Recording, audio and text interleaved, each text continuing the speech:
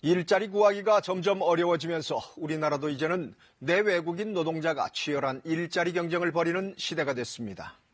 한국노총 건설산업노조가 어제 서울의 한 아파트 건설 현장에서 불법 외국인 노동자에 대한 강력한 단속을 정부에 촉구하며 현장 봉쇄 시위를 벌였습니다.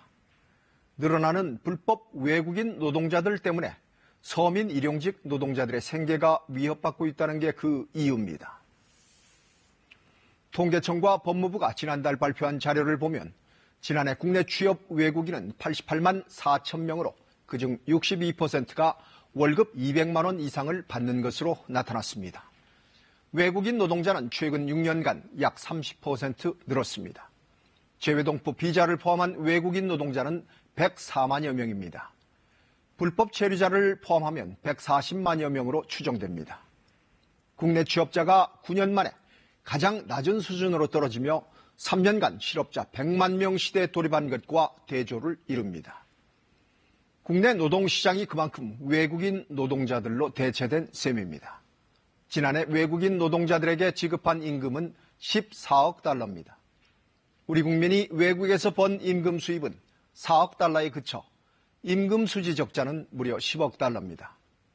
불법 체류자를 포함한 외국인 노동자는 계속 늘 것으로 보입니다. 저임금과 열악한 노동 조건에서도 한국에서 일하려는 외국인 노동자들이 많기 때문입니다.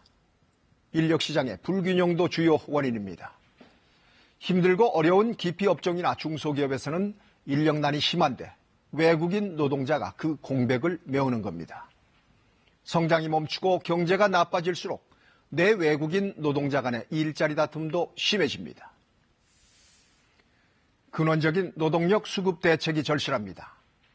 적재적소에 꼭 필요한 만큼 외국인 노동력을 허용하되 외국인 노동자가 국내 인력의 노동시장 진입을 막고 국내 인력이 점점 갈 곳을 잃어가는 악순환을 막아야 합니다.